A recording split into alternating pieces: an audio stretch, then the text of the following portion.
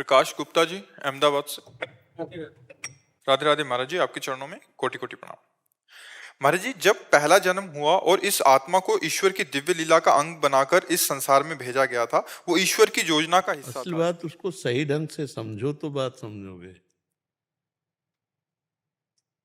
भेजा नहीं गया था, स्वयं आया है। एक अहम बहु श्याम, केवल भगवान श्री कृष्ण थे जब सृष्टि नहीं थी। जब सृष्टि नहीं रहेगी तो केवल भगवान रहेंगे।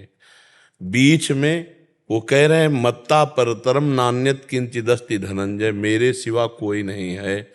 वही सब रूपों में बन गए। बहुनाम जन्म नावंते ज्ञानवान माम प्रपद्यते वासुदेवा स्वरमित सा महात्मा सुदुर्लभा। जो सब कुछ भगवान वासुदेव ऐसा जान गया वो महात्मा दुर्लभ है। भगवान गीता जी में कह रहे हैं वासना वासुदेवस्य वासितम भुवनत्रयम्। भगवान श्री कृष्ण की ही इच्छा से ये त्रिभुवन प्रकट हुआ है। अब क्या हुआ, हम भगवान की इच्छा में नहीं टिके, हम अपनी इच्छाएं कर ली, अपने को पुरुष मान के, अपने को स्त्री मान के, और नाना प्रकार के पापाचरणों में बह गए। अब हम भूल गए कि हम भगवान के हैं, भूल करके अपनी इच्छाओं के बंधन में बंध गए।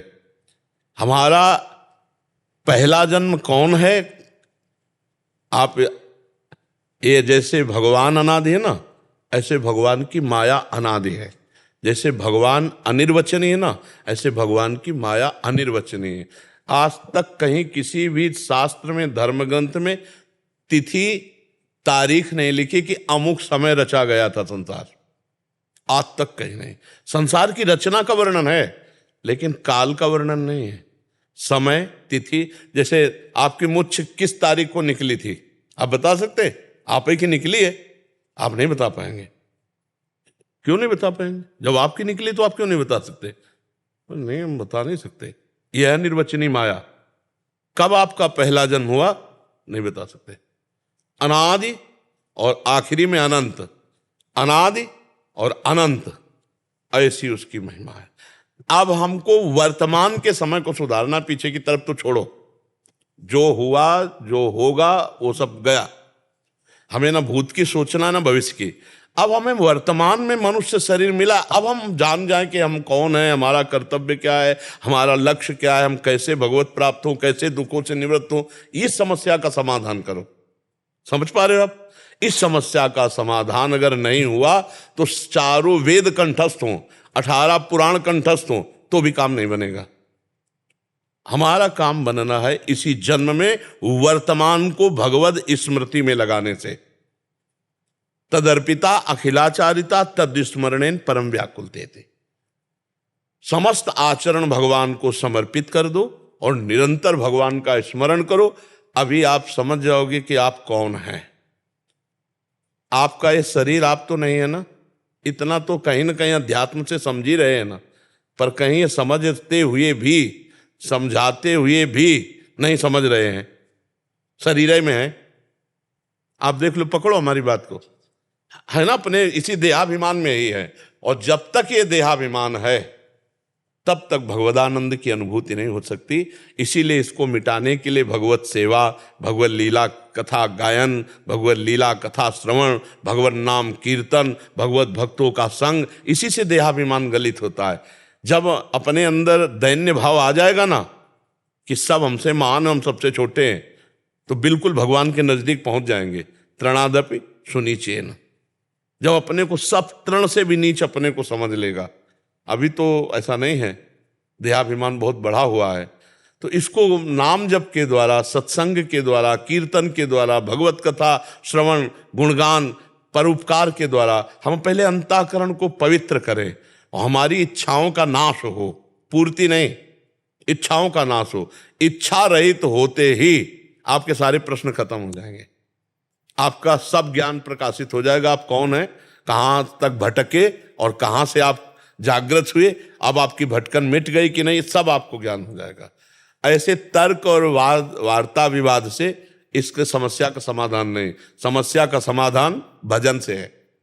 नाम जप से है, नाम कीर्तन से है। उसी बात पर हम जोर देते हैं। क्या जानना चाहते हो आप? इन्होंने कहा कि वो ईश्वर की योजना का एक हिस्सा था, जिसके बाद आत्मा कोई माया योजना नहीं, आपकी योजना है। बस हमको यही समझाना है। थोपो मत। काले कर्म ईश्वर ही मिथ्या दोष लगाए। थोपो मत। तुम्हारी है, तुम्हारी। हम जब कह रहे हैं उस बात को समझो। इसमें क्या है? ये किससे चल रहा है? बिजली से। ये क्या चल रहा है? बिजली। ये क्या, किससे चल रहा है? सर्वत्र बिजली एक है ना, बिजली एक है ना, प्रभाव अलग अलग है। एक हवा फेंक रहा है, एक ठंडा फेंक रहा है। अगर ये हीटर में हो तो गर्मी फेंकेगा। बिजली तो वही है। बस वो बिजली देखो, परमात्मा है। तुम्हारे अंदर जो पावर है वो किसका है? परमात्मा का है। प्रयोग कहां कर रहे हो? इच्छाओं की पूर्ति माया में, कभी नहीं जान पाओगे। और थोपोगे ईश्वर काल ही कर्म ही ईश्वर ही मिथ्या दोष लगाए। जो न तरे भवसागर असमाज नर पाए, स्वति निंदक मंदमति आत्मनन गति जाए। बहुत सूक्ष्म विषय, इसको समझना है। हमें किसी ने नहीं बांध रखा, हम खुद बंधे हुए हैं। भगवान तो हमें मुक्त करने के लिए अवसर दिए। भगवान ने आपको भेजा सत्संग में, मानते हो बात? आप नहीं आए, आपको भगवान ने भेजा है। अब मोहि भाव भरोस हनुमंता, बिनु हरि कृपा मिले नहीं संता। आपको मनुष्य शरीर भगवान ने कृपा करके दिया, और आपको मनुष्य शरीर में सत्संग दिया। सत्संग में कृपा करके भगवान आपको बता रहे हैं कि आप कैसे मुक्त होगे। अब इसी को पकड़ लो, मुक्त हो जाओ। भगवान तो मुक्त करने वाले हैं, मंगल भवन है। वो बांध कैसे सकते हैं किसी को? वो कष्ट किसी को कैसे? जिन्होंने भगवान को कष्ट देना चाहा उनको तो परम सुख दे दिया। जहर लगा के पूतना जाती भगवान श्री कृष्ण को 6वें दिन मारने, भगवान उसे परम पद दे देते हैं। भगवान की योजना हमें बांध नहीं सकती। भगवान की योजना हमें कष्ट नहीं दे सकती। भगवान की योजना हमें मुक्ति की तरफ ले जाती है। हमारी योजना हमें बांध रही है, हमारी योजना हमें दुख दे रही है। आशा ही परमम दुखम नैराश्यम परमम सुखम। हमारी जो भोगों की आशा है, जो धन की आशा है, जीने की आशा है, परिवार की आशा है, यही हमारा बंधन है। भगवान ने तो बड़ी कृपा की, बहुत सुंदर पत्नी, पुत्र, परिवार, मकान, दुकान, कितना सब बढ़िया। अब इसे सब भगवान को समर्पित करो, भगवान की वस्तु है, और खूब नाम जप करो। देखो अभी आनंद आ जाएगा। अब नाम जप नहीं करोगे, इसे अपना मानोगे, इसके कर्ता भोक्ता बनोगे, तो दुख, चिंता, शोक, उद्विग्न, भय, मृत्यु यही बार बार मिलेंगे। पुनरपि जननम पुनरपि मरणम पुनरपि जननी जठरे शयनम। और आप कहोगे भगवान का विधान है। बस यही गलत बात है। भगवान ने तो चाह करके आपको सब विधान दे दिए। अगर सत्संग ना मिला होता, मानव देह ना मिला होता, हम बुद्धिहीन होते, पागल होते तो बात है। हम बुद्धिमान होकर भी पागल बनकर के माया के सूत्रों में बंधते चले जा रहे हैं। भगवान कह रहे हैं कि नहीं, सबकी ममता ताग बटोरी, मम पद मन बांध बरडोरी। भगवान कह रहे हैं अनन्यस चिंतयन्तो माम, ठेका लेता हूँ योगक्षेमम वाम्यम। हम एक को बात भगवान की नहीं मान रहे। अब कह दे कि भगवान नहीं चाह रहे भजन करना, तो हम क्या करें? तो भजन तो हम ही आपको करना पड़ेगा, भगवान को तो नहीं। भगवान थोड़ी भजन करेंगे, वो तो भगवान ही है। भजन तो भक्तों को करना होता है, जीव को करना होता है। तो भजन करो तब बात समझ में आ जाएगी। भगवान का बहुत मंगल विधान है, वो कभी फंसाते नहीं हैं। भगवान जीव को मुक्ति के मार्ग में ले जाते हैं, फंसने के मार्ग में हम जाते हैं। मछली को चारा दिखाई देता, कांटा नहीं। अगर कांटा दिखाई दे तो भूल के भी नहीं पाएगी। ऐसे ही माया हमको चारा दिखवाती, कांटा नहीं। और उस कांटे में जब फंस जाते हैं, आसक्ति उसे कहते हैं, वो आसक्ति जाती नहीं है। फिर ये लगता है हम जी नहीं सकते। छोटी छोटी चीजों के लिए हमारे अंदर आ जाता है कि हम जी नहीं सकते। अविनाशी, अविनाशी का बच्चा अविनाशी, अंश अविनाशी, और कह रहा मैं इन वस्तुओं के बिना नहीं जी सकता, इन व्यक्तियों के बिना नहीं। तो फांसा किसने? गोविंद ने थोड़ी। फांसे तो हम स्वीकार किए, हम इसके इस भोग के बिना नहीं रह सकते, इस वस्तु के बिना नहीं रह सकते, हम इसके बिना नहीं रह सकते। ये हमारा माना हुआ बंधन है। इसमें जैसे पहला जन्म के पहले हम उन्हीं के अंश थे। हम पहला अभी मान लो ना, पीछे क्यों मानते हो? हम मान लिया तुम्हारा आज पहला है, अब इसको अंतिम कर लो। हाँ, अंतिम तो करने की बात, उसके लिए मैं पूरी परीक्षा देने को राजी हूँ। पर मैं ये चाह रहा था कि मुझे दूर क्यों किया गया? किसको? मुझे फर्स्ट जन्म। अरे किसको दूर किया गया? जिसमें मैं से परमात्मा ने नहीं नहीं, वो दूर नहीं, वो इतना नजदीक है कि तुम जाओ वही वो विराजमान है। वो दूर कहां हुआ, तुम दूर हो गए। जैसे मां की अंगुली पकड़ के चल रहा है ना, अब बच्चा वस्तुओं को देखकर इच्छा की मां की अंगुली छोड़ दी और वो वस्तुओं की तरफ चल पड़ा, पर मां उसके पीछे पीछे चल रही। अविज्ञात नाम का सखा जो पुरंजनोपाख्यान में आता है, वो हरि अब भी तुम्हारे साथ है। जहां तुम हो वहीं बैठा हुआ है वो, जहां तुम हो वहीं हरि है। पर अंतर ये हो गया कि आपने हरि की तरफ पीठ कर ली और जगत की तरफ मुख कर लिया। और अगर जगत की तरफ पीठ करके हरि की तरफ देखो तो अब भी वही है, वही है। विमुख भये निमिषों न अकृपा, जब चितये तब वैसे। वो हृदय में ही बैठे प्रभु। बस हमारी ये जो भगवान से विमुखता हो गई है, ये हमारी इच्छा माने जो कामना है, जो भोगों की कामना, शब्द स्पर्श रूप रस गंध, देखना सुनना सूंघना छूना स्पर्श करना भोगना, इस कामना ने मुझे भगवान से विमुख कर दिया। इस कामना ने मुझे विमुख किया है। चाहे वो प्रथम मान लो चाहे अभी मान लो। हम कह रहे पुराना इतिहास का है को देखो, क्योंकि उसका अंत नहीं मिलना। जैसे समुद्र की तरंगे गिन सकते हो क्या? ऐसे हमारे जन्म हो गए, इतने जन्म हो गए, अब कैसे उसका पता लगाया जाए? इसलिए हम इसको पहला माने और इसी को अंतिम कर देते हैं। हम इसी को पहला मान के अंतिम कर देते हैं श्री कृष्ण चरणों में, क्योंकि पीछे का तो सब वो मिटा देंगे। हम तो हम सर्व पापेभ्यो मोक्षयिष्यामिमाशुचा, वो सर्वज्ञ हैं। हम तो नहीं जान सकते कि हमारे कितने जन्म हुए, लेकिन उनको तो एक एक का पता है ना, उनको तो पता है। उनके ज्ञान के सामने हमारा न भूत न भविष्य न वर्तमान ये पर्दा नहीं बन सकता। हमारे लिए हो सकता है भूत भविष्य वर्तमान। जैसे अपनी हथेली पे हम आंवला रख ले तो चारों तरफ से देख सकते हैं, ऐसे ही भगवान अनंत ब्रह्मांडों को ऐसे देख रहे हैं, अनंत जन्मों को देख रहे हैं। तो हम उनका भजन करके अपना आखिरी जन्म कर लें तो हम मान लेते हैं कि हमें भगवान की कृपा से मानव देह मिला और ये पहला है, और इतना भजन करते हैं कि इसको आखिरी बना देते हैं। जन्म मरण से हम मुक्त हो जाएं, यही खास बात है। और जन्म मरण के बंधन में बांधने वाला हमारा कामना है, हमारी इच्छा है, हमारा संकल्प है, हमारी आशा है, इसी को मिटाना है। आप समझ पा रहे हो? चाहे पहला उधर मान लो चाहे पहला इधर मान लो, हम विमुख हैं, फंसे हैं तो अपनी कामनाओं से फंसे, इच्छाओं से फंसे। जाहि न चाहिए कबहु कछु, तुम सन सहज स्नेह, बसहु निरंतर तासुर, शोराउर निज गे। जिसे कभी कुछ नहीं चाहिए। संत महात्मा जो साधन कर रहे हैं किस बात के लिए? चाह मिटी चिंता मिटी, मनुआ बेपरवाह, जिनको कछु न चाहिए वो साहन के साह। भगवत स्वरूप होगा। चाह मिटाओ, बस चाह मिटाना ही तो साधना है। चाह मिटा दो, फिर देखो आप फिर प्रश्न करना के चाह मिटा दो एक बार, कुछ नहीं चाहिए, फिर प्रश्न ही नहीं रह जाएगा। देखो तुम और तुम्हारा चेहरा ये दो तब तक दिखाई देंगे जब तक दर्पण है। इसमें जो दिखाई दे रहा है वो सत्य नहीं है। इसको हटा दो तो आप ही आप बचोगे, आप ही आप बचेगा। अंतःकरण रूपी दर्पण हट जाए तो आप ही आप है, दूसरा कोई नहीं है। एको ब्रह्म द्वितीयो नास्ति, वही वो खेल रहा है। बस यही बात जानने के लिए साधना की जाती है। साधना जब हो जाती है तब सब, न स्थूल न सूक्ष्म न कारण, ये मायाकृत शरीर है, ये हमारा स्वरूप नहीं है। जब कोई भगवान के धाम जाता है तो भगवत स्वरूप होके जाता है। कोई जीव भाव से थोड़ी जाता है, कोई देह भाव से थोड़ी जाता है। तो हम अपने प्रभु से विमुख हो गए कामनाओं को लेकर, वासनाओं को लेकर।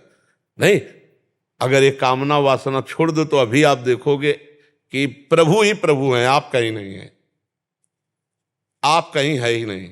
ढूंढने वाला जब चला और जब मिला तो जो मिला तो खोजने वाला खो गया।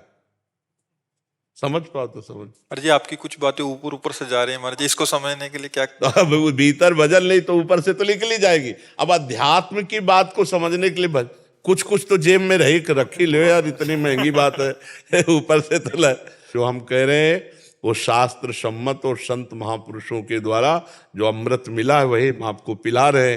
बड़े भाग पाइप सत्संगा, विनय प्रयास होए भव भंगा, अनायास भगवान की कृपा से चर्चा सुनने को मिलती है। ये चर्चा सुनने को मिल रही ना, व्यर्थ नहीं जाएगी।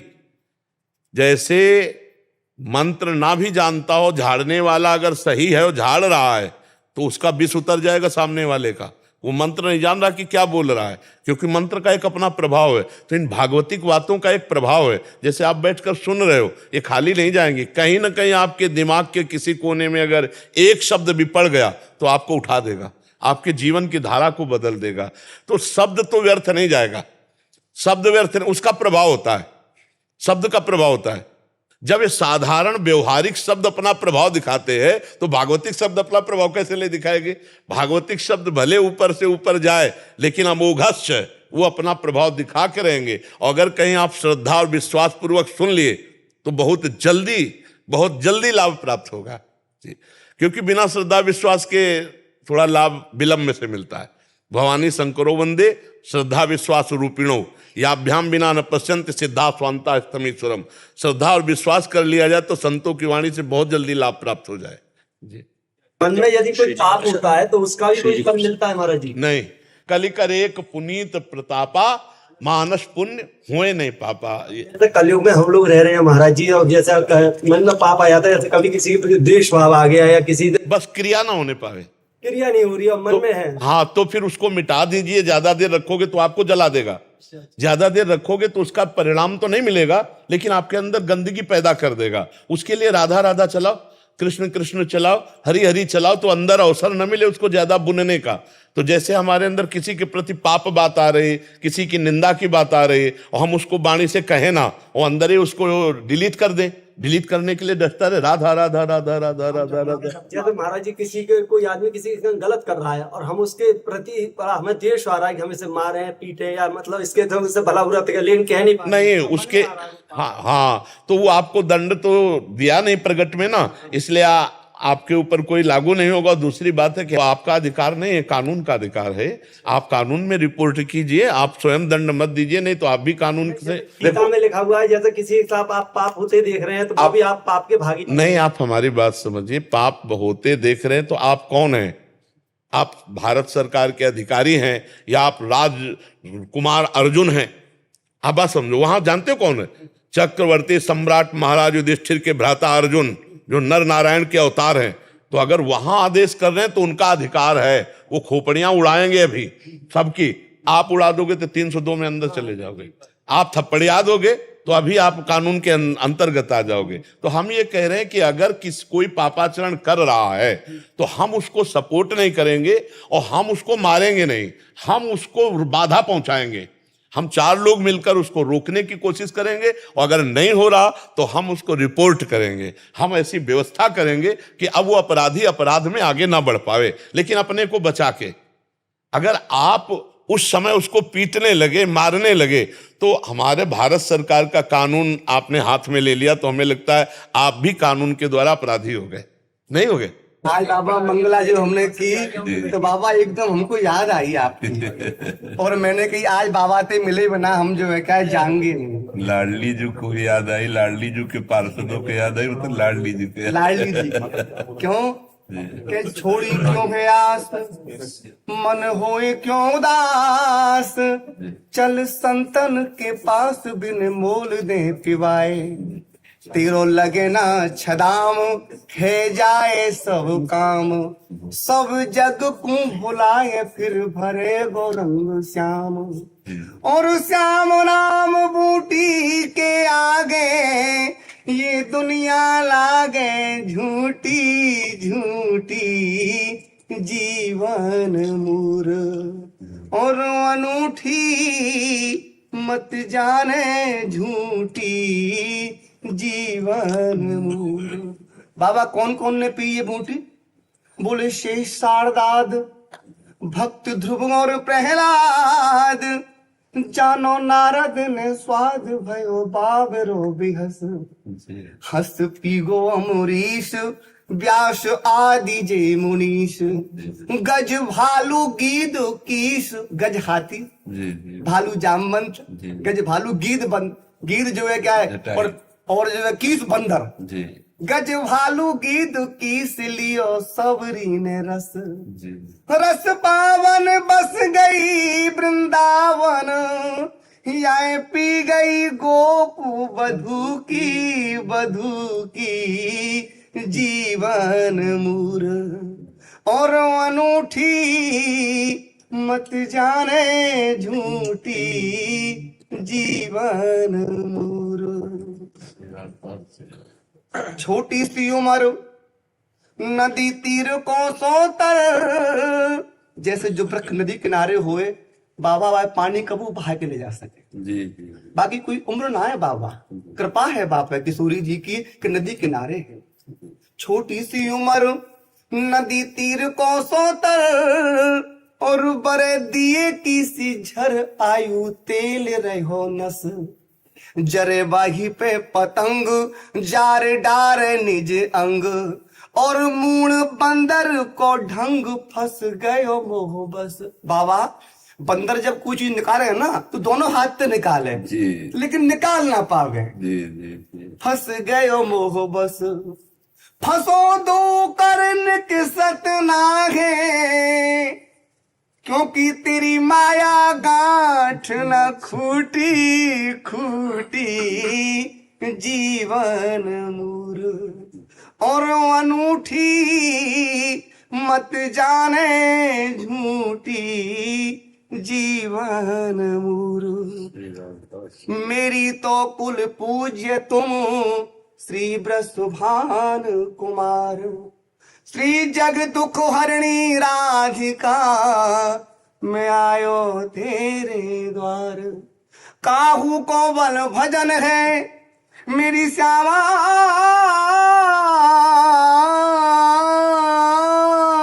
काहू को आचार, और श्री ब्रजभान कुमार की कृपा सो मैं सोऊं टांग पसार। बोलो बाबा महाराज की, बोलो लाडली लाल की। छाया जी नासिक से। श्री हरिवंश श्री हरिवंश महाराज जी, आपके चरणों में कोटि कोटि प्रणाम। महाराज जी, क्या आध्यात्मिक आकांक्षा उपास्य की कृपा से पैदा होती है या उपासक की एक अवस्था होती है, जैसे कि शरणागत को श्री जी के पावन चरणों की अखंड सेवा प्राप्त करने की तीव्र अभिलाषा? पहले तो सर्वप्रथम जीव के ऊपर हरि की कृपा होती है। हरि की कृपा से मानव देह मिलता है। फिर द्वितीय कृपा होती है, साधु संग मिलता है। साधु संग से जीव को अपने कल्याण की इच्छा जागृत होती है, जिससे वो भगवान नाम जप, भगवत सेवा, शास्त्रों का स्वाध्याय, सत्संग सुनना, इसके बाद जब अंतःकरण उसका पवित्र होता है, सारी कामनाएं उसकी नष्ट होती हैं, तब वो लाडली लाल की सेवा की मांग करता है। कोई छोटी मोटी बात नहीं, लाडली लाल की सेवा ये अंतिम बात है। जिसको सेवा का सुख प्राप्त हो गया तो धर्माद्यर्थ चतुष्टयम विजयताम किम तद वृथा वार्तया शैकांतेश्वर भक्ति योग पदवी त्वारोपिता मूर्धनि यो वृंदावन सीमनि कश्चन घनाश्चर्या किशोरी मणिस तत्कंकर रसामृता दिह परम चित्ते न मे रोचते।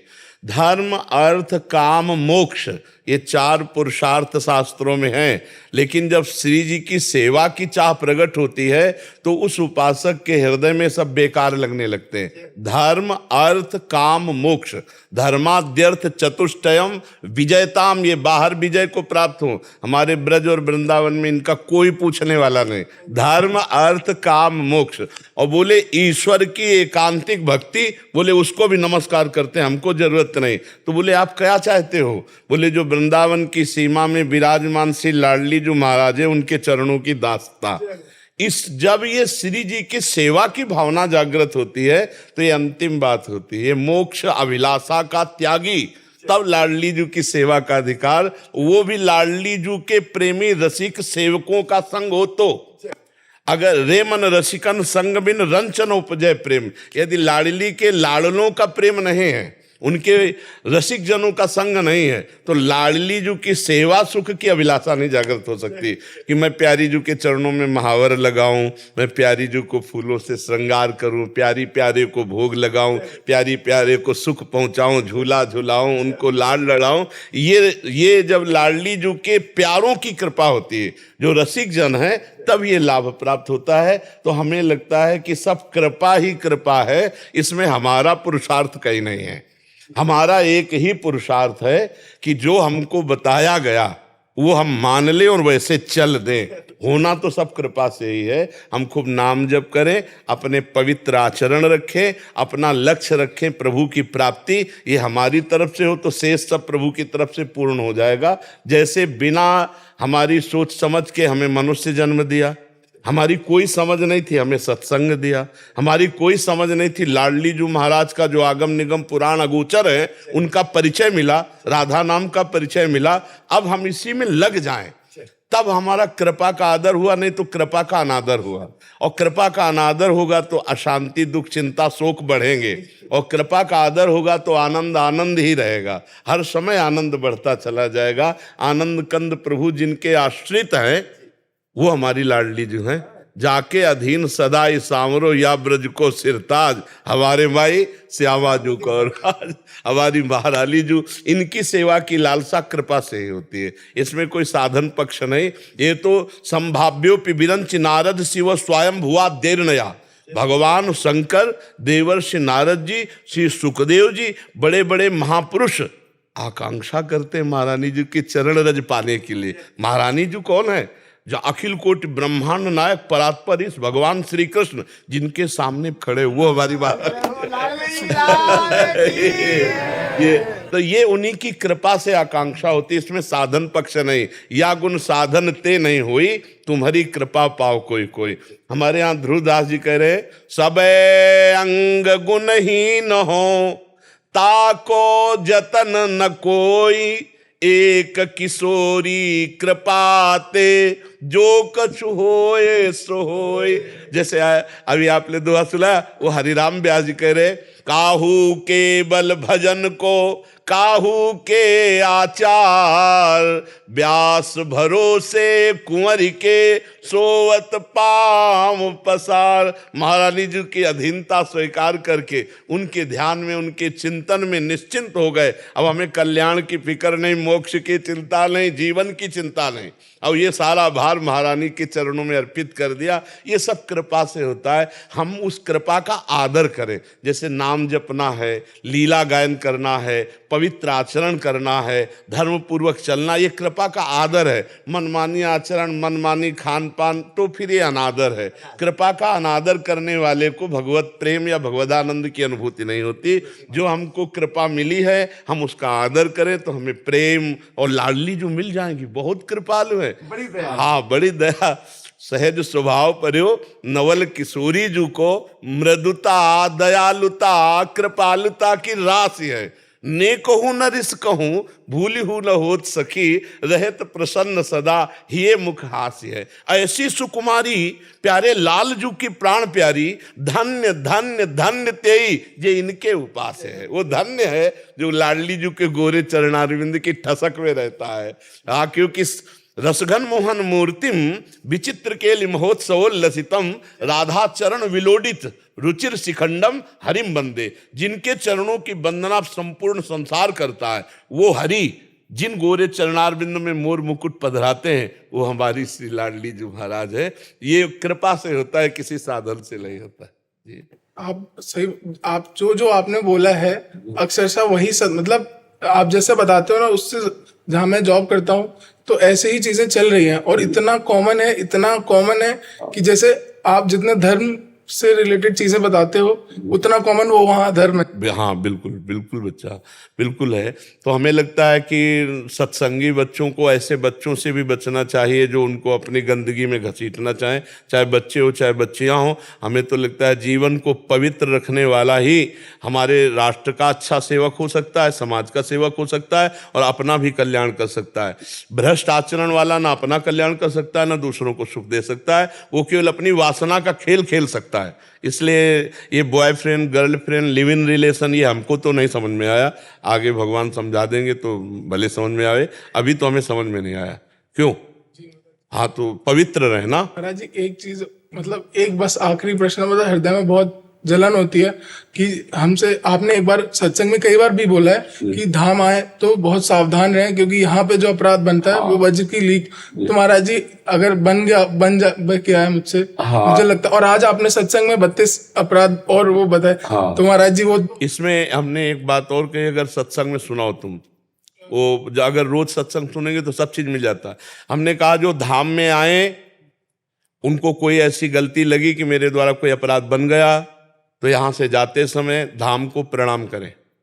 प्रणाम करने के बाद धाम से विनय करें, हे वृंदावन धाम, हे ब्रज धाम, जहां भी आप गए हैं, हे बरसाना धाम, हमसे जो शारीरिक मानसिक वाचिक गलती बनी हो, जानने में या अनजाने में, सो क्षमा करो और बस प्रणाम कर ले तो क्षमा हो जाएगा।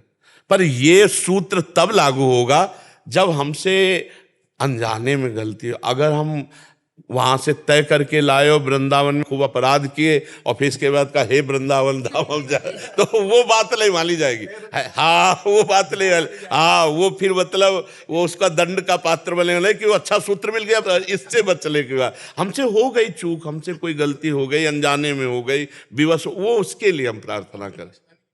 हाँ बिल्कुल, आप ऐसे। राधे राधे महाराज जी। गुरुदेव, आत्मनिर्णय करने के लिए खुद को कैसे तैयार करना चाहिए? जीवन में कठिन निर्णय का क्या महत्व है? इसे लेने का सही समय कब होता है और इसके लिए हिम्मत कैसे जुटाएं? नहीं, कभी भी कठिन समय में हमें कोई निमंत्रण दे के थोड़ी समय आएगा, कभी भी आ सकता है। हमको हर समय तैयार रहना चाहिए और हर निर्णय हमें भागवतिक होना चाहिए और हर निर्णय के लिए हमें 1 मिनट शांत होना चाहिए। कोई निर्णय लेने के पहले अपने इष्ट देव का चिंतन करना चाहिए और इष्ट देव के चिंतन के समय ही वो बात रखनी चाहिए। जहां बात रखी तो आपके हृदय में बात आने लगेगी, यदि आप भजन करते हो ये ठीक है या नहीं ठीक है, तो आप निर्णय नहीं लोगे, आपके इष्ट निर्णय आपको दे देंगे। और वैसे अगर ऐसे ना समझ में आता हो तो प्रकट में अपने आराध्य देव की, जिनको रोज दुलार करते हैं, रोज सेवा करते हैं, वहां पर्ची रख दो और फिर उठा लो, वही आएगी हाथ में जो निर्णय देना है। ये अब व्यवहारिक कह रहे हैं, पारमार्थिक आंतरिक कह रहे हैं कि इष्ट का चिंतन करके उन्हें। और देखो, कोई भी आदमी कार्य करना चाहे तो अंदर प्रभु प्रेरित कर देते हैं, गलत है कि सही है, प्रेरित कर देते हैं ना, अंदर जगत गुरु भगवान बैठे हुए हैं, वो प्रेरित कर देते हैं। तो हम विषम परिस्थिति का इंतजार न करें, हम हर समय सावधान रहें, और वो सावधानी है नाम जप। हर समय यदि हम राधा राधा राधा राधा रट रहे हैं तो हमारी बुद्धि पवित्र है और पवित्र बुद्धि ही हमको हर संकटों से बचा लेगी। अगर भजन नहीं है तो हनुमान जी महाराज कह रहे हैं, कहे हनुमंत विपत्ति प्रभु सोई, जब तो सुमिरन भजन होई। सबसे बड़ी विपत्ति वही है, सबसे बड़ी हानि वही है जिस समय हम भजन छोड़ दें। भजन ना हो तो निर्णय गलत, चाहे जितना सही निर्णय हो वो आपको फंसा देगा। और अगर नाम जब चल रहा है, भजन चल रहा है, तो हरि स्मृति सर्व विपद विमोक्षणम, भगवान की स्मृति में इतनी सामर्थ्य है कि बड़ी बड़ी विपत्तियों को रौंदते हुए आप निकल जाएंगे। हाँ, भगवान की स्मृति में नाम जप कीजिए, भगवद स्मृति में रहिए और हर समय तैयार रहिए सही निर्णय के लिए। पता नहीं किस समय कौन सी परिस्थिति आ जाए और आपका निर्णय ही जीवन को उठा सकता है और गिरा सकता है। आपका एक निर्णय आपके जीवन को बर्बाद कर सकता है और आपका एक निर्णय आपके जीवन को प्रकाशित कर सकता है। इसलिए हर निर्णय बहुत सोच समझ के होना चाहिए। निर्णय ही तो गलत हो गया तो जेल में है ना, निर्णय गलत हो गया तो फांसी पे चढ़ा दिया गया ना। निर्णय ही, एक निर्णय हमारे जीवन को बर्बाद कर सकता है और एक निर्णय हमारे जीवन को प्रकाशित कर सकता है। तो जो भगवान से जुड़ा हुआ चित्त है उसमें जो निर्णय होगा वो बहुत सही और सुख वाला होगा, और जो भगवान से विमुख निर्णय है वो कितना भी सही हो परिणाम में दुख ही देगा। का हनुमंत विपत्ति प्रभु सोई, जब तो सुमिरन भजन न होई। इसलिए हमें लगता है सही निर्णय के लिए हर समय राधा राधा राधा राधा रटते रहना चाहिए। तो हम हर परिस्थिति में निर्णय, एक छोटा सा निर्णय हमें बड़े प्रकाश में पहुंचा सकता है। एक छोटा सा गलत निर्णय हमारे अंदर डिप्रेशन पैदा कर सकता है, हमारी मानसिकता को बिगाड़ सकता है। इसलिए हमारा निर्णय ही हमारा जीवन है। तो हम राधा राधा राधा रटते रहें तो हमारा निर्णय सही होगा। ईश भजन सारथी सुजाना। अपने इष्ट देव का भजन ही बुद्धि को शुद्ध रखता है और शुद्ध बुद्धि ही जीवन धारा को सही ले जाती है। जब किसी को दंड देना होता है तो उसकी बुद्धि बिगाड़ दी जाती है। बुरी दशा आने के पहले बुद्धि बदली जाती है। नहीं, जेका विधना दारुण दुख दीन ताकि मति पहले हरि ले। मति माने बुद्धि। और हाँ, अगर हमारी बुद्धि शुद्ध है तो निर्णय सही है, और निर्णय सही है तो फिर हमको कोई गिरा ही नहीं सकता। और जब हमारा निर्णय ही गलत हो गया, हमारा आचरण गलत हो गया, तो हाँ, हमारा कर्म ही हमको दंड देता है। संजय कुमार जी। राधे राधे महाराज जी। राधा वल्लभ श्री हरिवंश महाराज जी। महाराज जी, अगर किसी धर्म के कार्य के लिए कोई झूठ का सहारा लिया जाए तो वो कहाँ तक सही है, और जाने अनजाने में हम इसमें नहीं, इसमें पहले व्यक्त करना पड़ेगा कौन सा ऐसा महान धर्म है जिसके लिए झूठ का सहारा लेना पड़ेगा। पहले व्यक्त करना पड़ेगा, ऐसे थोड़ी स्वीकृति हो जाएगी कि नहीं बहुत बढ़िया है। आप पहले बताइए कि कौन सा धर्म का किस कोटि का कर्म है जिसमें झूठ बोलने पर वो धर्म हो जाएगा। महाराज जी, जैसे मैं चाहता हूँ कि अपनी सैलरी से कुछ हिस्सा अच्छे काम में लगाया जाए, मगर घर में हर चीज का। हाँ, ये अब आपकी बात समझ में आ गई, क्योंकि जब तक क्रिया समझ में नहीं आएगी तो उसका फिर उत्तर सही नहीं हो पाएगा ना। तो ये बिल्कुल ठीक है। तो घर परिवार में ऐसा ठीक है कि हम उसको थोड़ा ढक करके और अपने धर्म कार्यों में लगा देते हैं, तो उसमें परिवार का भी मंगल होगा, आपका भी मंगल होगा। और शोधन धन्य प्रथम गति जाकी, संत सेवा, गौ सेवा, बूढ़े, बीमार, असहाय, इनकी अगर सेवा बन जाए ना, तो अपने से हम तो कई बार कहते हैं 4 रोटी में से 1 रोटी किसी दूसरे को दे दे तो आगे चलकर हमको सुख ही प्रदान करेगी। ये बढ़िया बात है। अब घर परिवार में अगर स्पष्ट बतावे तो झगड़ा भी हो जाए, तो इसमें थोड़ा छुपाव कर ले तो कोई बात नहीं है। हाँ, वो किसी का अहित या मंगलकारी बात नहीं है जी, ये बिल्कुल ठीक है, कोई परेशानी नहीं। नेहा मित्तल जी, विवेक मित्तल जी। राधा वल्लभ श्री हरिवंश महाराज जी। गुरुदेव, आपकी कृपा से मैं और बच्चे नाम जप और नाम कीर्तन में प्रयासरत हैं, फिर भी बच्चों का सांसारिक क्रियाओं में ध्यान रहता है, जैसे मोबाइल देखना, बाहर के खाना में ज्यादा रुचि रखना। कृपया महाराज जी मार्गदर्शन करें कि कैसे हम बच्चों को सही मार्ग चलने दीजिए।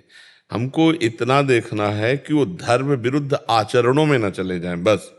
अब जैसे बच्चे हैं, अब देखो बाल लीला में जब भगवान की भी देखो तो कुछ विचित्रताएं हैं ना, तो ऐसे ही अवस्था विचित्र होती बच्चों की, खान पान, खेल कूद, इनमें तो ज्यादा प्रतिबंध नहीं देना चाहिए। हम भी इस बात में उनको खेलने भी देना चाहिए, थोड़ी देर के लिए स्वतंत्रता। अब थोड़ी देर के लिए देखो, आपके बच्चे तो कितने साल के पता नहीं, हमारे बच्चे तो 35-40 साल के हैं, संत हैं, आप समझ रहे हो। कभी कभी हम भी आज चलो मानसरोवर चलते हैं, सब चलते हैं, आज चलो ये बनाओ और सब लोग भोग पाओ, सब लोग बैठो, सब लोग, थोड़ी देर के लिए हम इनको छूट देते हैं। पर वो छूट धर्म संग, अधर्म युक्त नहीं, वो धर्म संग कि भाई रोज तुम रोटी दाल पाते हो, आज खीर बनाओ, आज पूड़ी बनाओ, आज ये बनाओ, आज ये बनाओ, और आज चलो भोग लगाओ, और आज यहाँ यमुना किनारे पाते हैं चल के, आज चलो मानसरोवर चलते हैं, आज उसे पवित्र भाव से। तो हमें लगता है कि बच्चों की भी मन की रखनी चाहिए। हाँ देखो, तुम 2 माला नाम और जप करो, आज तुम्हें ये पाएंगे, आज तुम्हें वहाँ लिवा चलेंगे, आज तुम्हें ऐसा भी करना चाहिए। अपने मन के वश करने के लिए भी ऐसा कहा गया है कि उसकी सही बात माननी चाहिए। जैसे मन कह रहा है आज हमें गुलाब जामुन चाहिए, हाँ भाई अगर हमारे पास व्यवस्था है तो हम देखते हैं, शाम तक आपकी व्यवस्था कर देंगे, पर आपको अब हमारी बात माननी पड़ेगी, इतना पाठ करना है, इतना जप करना है, आप इतना हमें सहयोग करो, हम आपको गुलाब जामुन पवा देंगे। अब वो धर्म विरुद्ध बात मांग रहा है तो हम डांट देंगे, फिर नहीं मानेंगे। धर्म विरुद्ध बात करने में हम बच्चे हो, चाहे मन हो, चाहे मित्र हो, हम उनका साथ नहीं देंगे। धर्मयुक्त बात है तो उस पर विचार करेंगे, बच्चा हो या मन हो या मित्र हो, हम उसके अनुकूल थोड़ी देर के लिए होंगे, क्योंकि किसी को अपने अनुकूल करने के लिए उनकी अनुकूलता आवश्यक है। एकदम उनके उत्साह को दबा देना, चाहे बच्चा हो या शिष्य हो या मन ही हो, अगर मन को एकदम आप निरुत्साहित कर दोगे तो मन ही तो आपको यहाँ लाया है, मन ही तो आपको सत्संग सुनाता है, मन ही तो आपको भगवान की तरफ चलाता है। निरुत्साहित हो गया तो फिर वो आप पकड़ नहीं पाओगे, तो उसको फुसलाना भी है।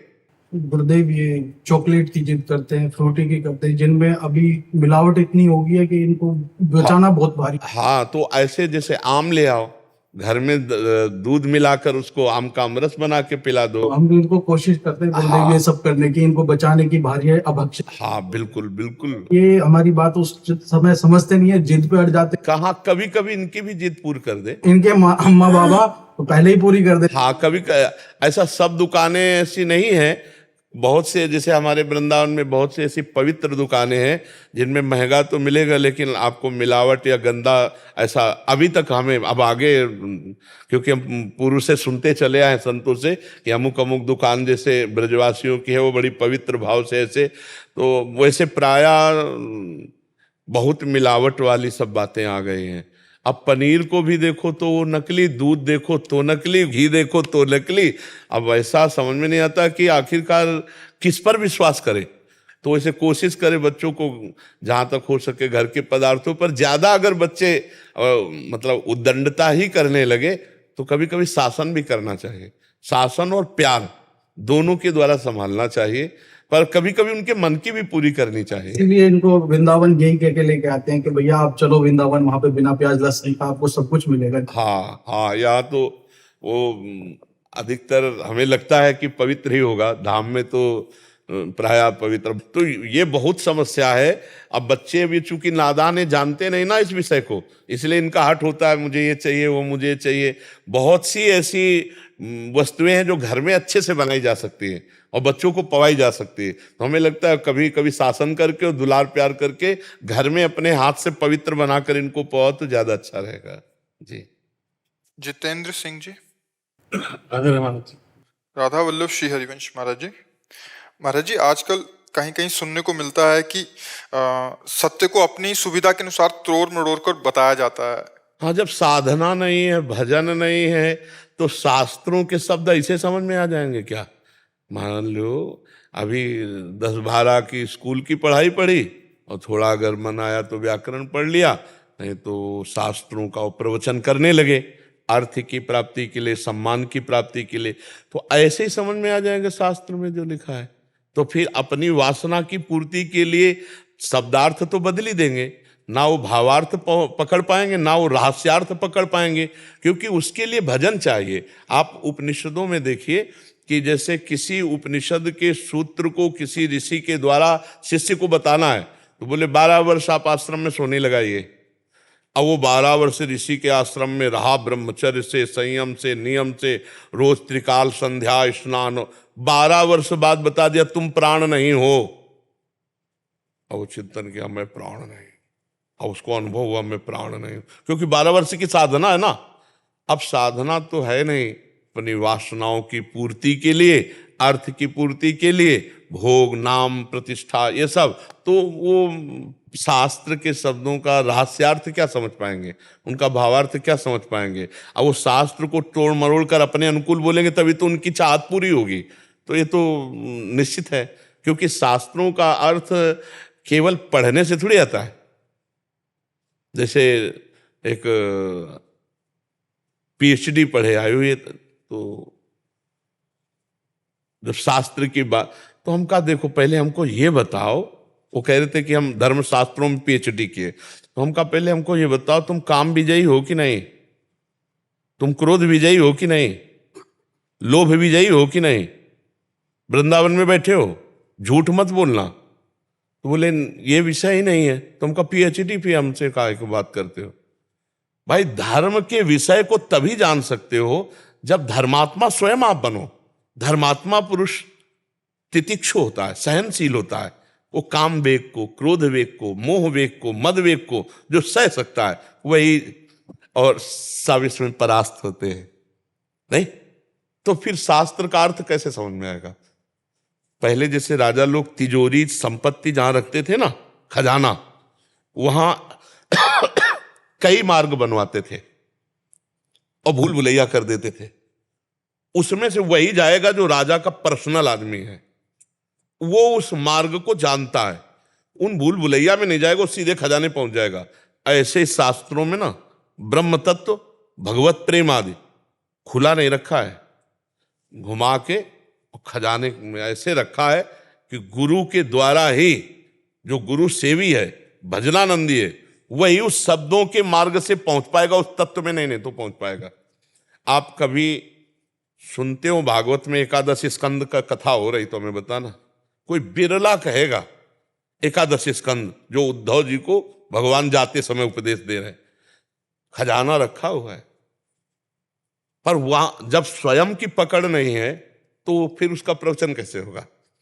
तो इसलिए वास्तविक जो शास्त्रीय अर्थ है वो तप और भजन के द्वारा समझ में आता है, जब भगवान लक्ष्य हो।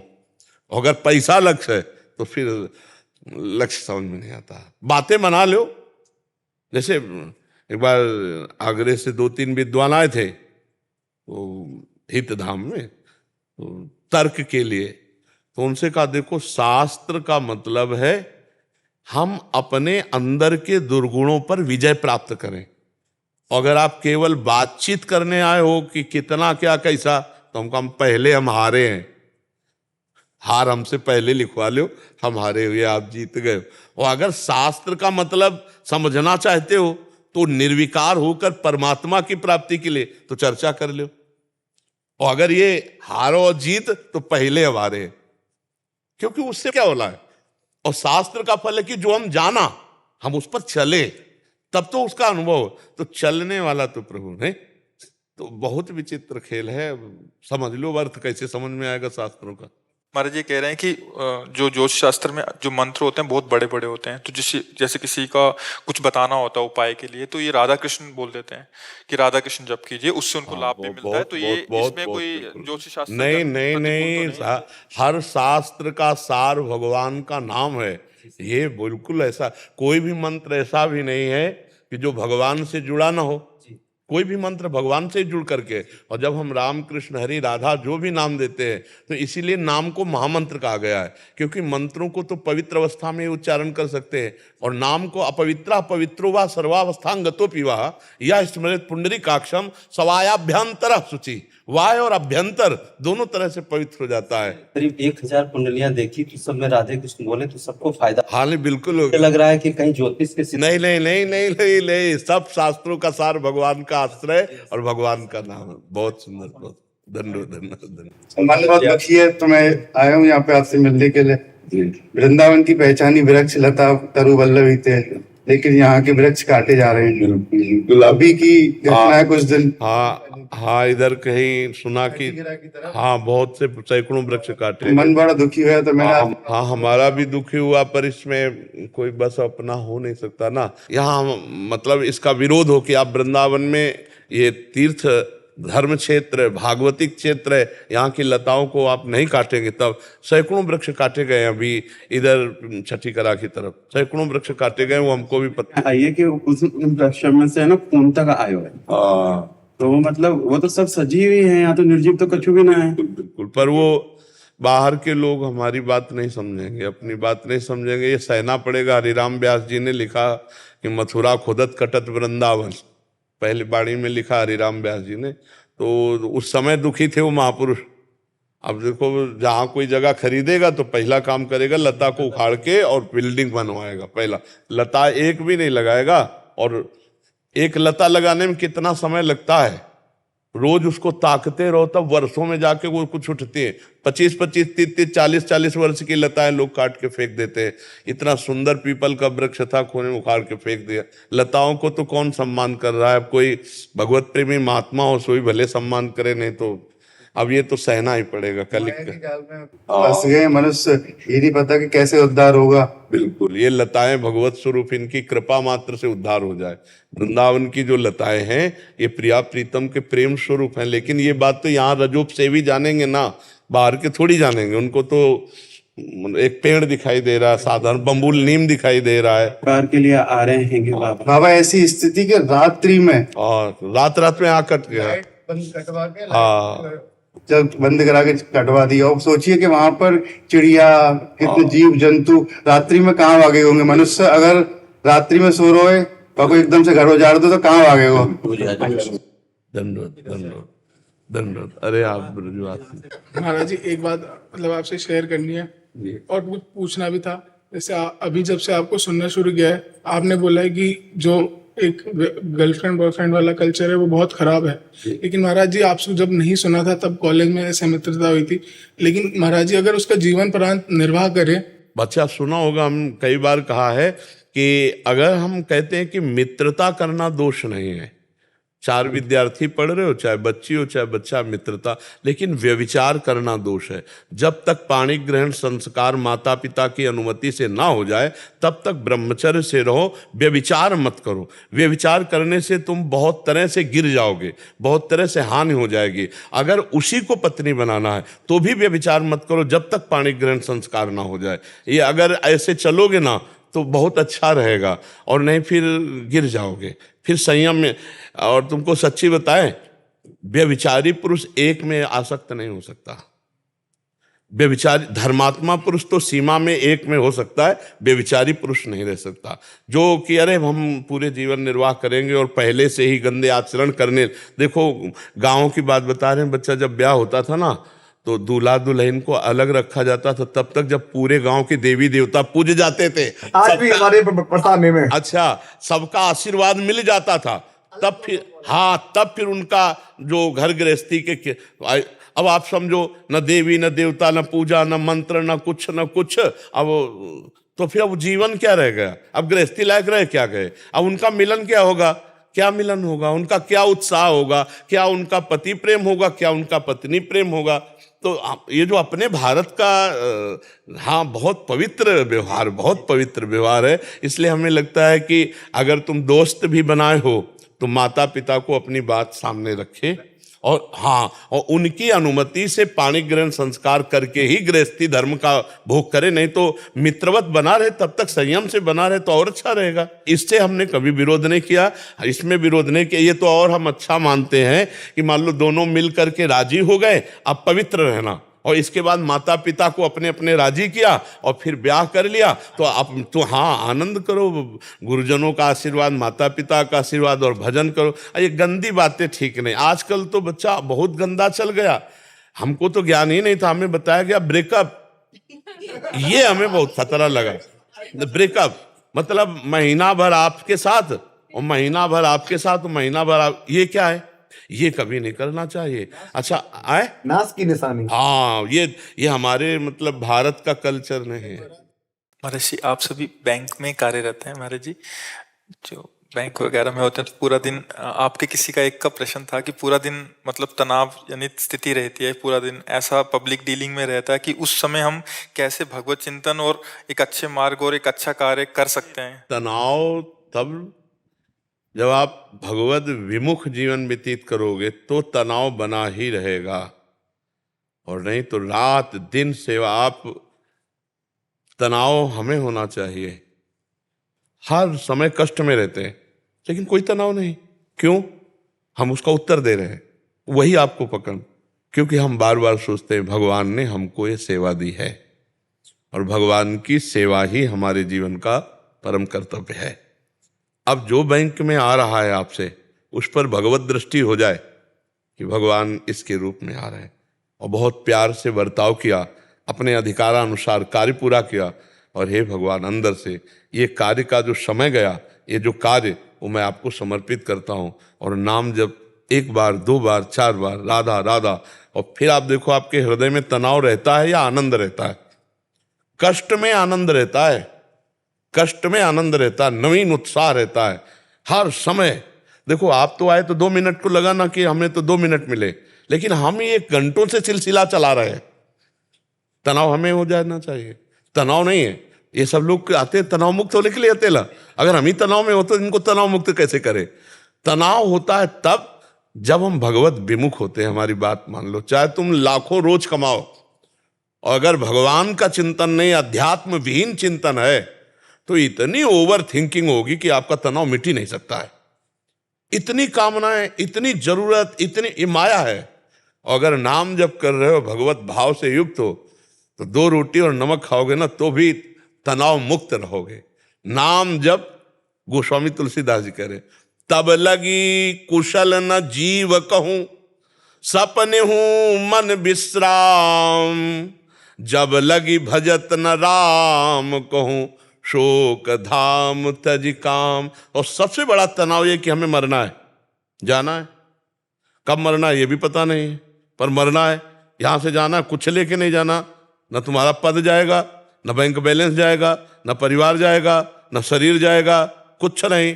यार तो कहाँ जाना है ये भी पता नहीं, सब तनाव ही तनाव तो है। भगवत विमुखता में तनाव ही तनाव है, और भगवत सन्मुखता में अपनी सेवा कार्य भगवान को समर्पित कर रहे हैं। परिवार नाथ सकल संपदा तुम्हारी, मैं सेवक समेत सुतनारी, और जाना कहाँ है? भगवान के पास। यार इतना तो भजन नहीं, मेरा प्रत्येक क्षण भगवान को समर्पित है। और भगवान ने कहा यत करोषि, ये तो सर्वाणि कर्माणि मैं संन्यस्य मत परा, मैं साधना में चल रहा हूं। मुझे अगर बैंक का कार्य दिया गया है, युद्ध का कार्य अर्जुन को दे रहे हैं, तो कह रहे हैं हम संन्यास लेके भजन करेंगे, तो कह रहे नहीं, धनुष बाण उठा और गले काट। समझ रहे हो ना? ये तो नहीं कहा माला लेकर के बैठ जाकर एकांत में। तो आपको बैंक का कार्य दिया तो भगवान का कार्य है, ये सृष्टि का पूरा संपूर्ण कार्य भगवान का कार्य है। आप इसे भगवान का कार्य ईमानदारी से कीजिए, और जो भी आ रहे हैं उनमें पहली दृष्टि में भगवत भाव कीजिए। जरूरत पड़े डांट भी देंगे, ऐसा थोड़ी कि हाथ जोड़ के ही बात करेंगे, अगर जरूरत पड़ी तो डांट भी देंगे, पर भाव करेंगे भगवत भाव, और ईमानदारी से चलेंगे। और बीच बीच में नाम जप करेंगे, राधा राधा राधा। और हर कर्म, अगर हम 1 घंटा भूल गए तो 2 घंटे में हमें याद आया तो 2 घंटे में भगवान को समर्पित कर दिए। अगर हर कर्म हर समय भगवान को समर्पित कर देंगे, इसका फल होगा भगवत प्राप्ति। और वर्तमान में इसका फल होगा आपके हृदय में इतनी शीतलता, इतना आनंद रहेगा कि भय, दुख, उद्विग्नता, शोक ये आपको छू नहीं जाएंगे। देख लेना, अध्यात्म के बिना कोई सुखी नहीं हो सकता, ये पक्की बात है। विश्व के चाहे जितने भोग भोग लीजिए, कोई भी हो, अध्यात्म के बिना सुखी नहीं हो सकते। नए नए भोगों को भोगने की इच्छा आपको जलाती रहेगी, और अध्यात्म है तो जथा लाभ संतोष सदा काहू सो कछु न चाहूंगो। जैसी भी स्थिति भगवान ने दी बहुत बड़ी हमारे लिए है, हम उसी में संतुष्ट हैं, इसी में शांति हो जाएगी। तो हमें लगता है कि भगवान से हमारा चित्त जुड़े, हम भगवत भाव से अपने बैंक के कार्य को करें, और ईमानदारी से करें, और सब में भगवत भाव देखने की चेष्टा करें, तो आप संत ही हैं बैंक का कार्य करते हुए। यही संत दर संत है। गोस्वामी जी क्या देख रहे? सिय राम में सब जग जानी, सब में प्रभु विराजमान है। और हमें जो माला जपने से गति होगी, वही आपको नोट गिनने से, वही आपको सही व्यवहार करने से होगी। और जो जहां है वो उसी कार्य को भजन मान ले। अगर भजन मान लिया और भगवान को समर्पित कर दिया, तो वही कार्य उसे भगवत प्राप्ति करा देगा, पक्का समझ लो। नहीं तो अर्जुन जी कह रहे हैं सन्यास लेके भिक्षा का अन्न पाना उचित है, मैं इनको नहीं मानूंगा। भगवान क्या कह रहे? प्रत्यंता चढ़ाओ, मार इनको। इसका मतलब कर्तव्य कर्म को करने के लिए भगवान आज्ञा दे रहे हैं, पर साथ में कह रहे मामुनिस्मर युद्ध च, मेरा स्मरण करते हुए युद्ध करो। तो राधा राधा राधा, आप वृंदावन धाम में हो, नाम जप करते हुए बैंक के कार्य को भगवान की सेवा मानते, तो तनाव तो नहीं हो सकता, एक आनंद रहेगा। आपको वो कार्य करने में आनंद मिलेगा जब भगवान के लिए कार्य कर रहे होगे। जैसे आपको हमारे प्रति श्रद्धा हो जाए और हम आपको अपना कोई पर्सनल कार्य दे, तो आपको बड़ा उत्साह रहेगा, चाहे पसीना भले हो। यार बाबा ने कहा 4 घंटे 8 घंटे का काम है, तो बहुत लगन से हम उसे करें। ऐसे पूरे जीवन का कार्य भगवान ने दिया है। परिवार संभालना है, समाज संभालना है, आपकी जिम्मेवारी है। अगर आप उसे सही निर्वाह कर ले गए, तो भगवान इस खेल से आपको मुक्त कर देंगे। और यही जीवन का लाभ है कि हम इस खेल से मुक्त हो जाए। मायाकृत खेल से बड़ा भयावह है। आज तो शरीर स्वस्थ है, पता नहीं कब कैंसर निकल आवे, कब क्या क्या अरे इतना दुख है शरीर में। पुण्य लाभ है तो स्वस्थ चल रहा है, जिस दिन बिगड़ा तो नरक समझो, नरक। सबके कर्म है, अवसर पे आते हैं। अब आ गया इस जन्म का भोग, तो भोगना पड़ रहा है, पर वो हमें कष्ट नहीं दे पा रहा, क्योंकि हम भजन में हैं, श्री जी में हैं। इसलिए जैसे कोई चढ़ के बैठ के गिराना चाहे और कोई बल से खड़ा हो जाए, इसीलिए हम कहते हैं एकमात्र भगवान का भरोसा और भजन। ये तुम्हें भले रुपया ना हो, भारी समस्याएं हो, तो भी आप मुस्कुराओगे, और सब कुछ है और भगवान से विमुख हो, तो आपकी मुस्कुराहट नहीं हो सकती। वो अंदर अंदर बनावटी भले न हंस दो, अंदर अंदर आपके जो चिंतन गलत चल रहा है, जो ओवर थिंकिंग चल रही, वो आपको मारेगी, वो आपको डिप्रेशन में ले जाएगी, परेशान करेगी। इसलिए नाम जप, राधा राधा राधा, और हर कर्म भगवान को समर्पित। फिर देखो आप, इसमें पैसा लगने वाली नहीं। हम यही बार बार कहते हैं, अध्यात्म पैसे से नहीं, और जो पैसे से होता है अध्यात्म नहीं होता। फ्री है, फ्री भगवत प्राप्ति। आप पैसे से अपना परिवार चलाओ और सेवा भगवान की मान लो, और इसी से भगवत प्राप्ति हो जाएगी।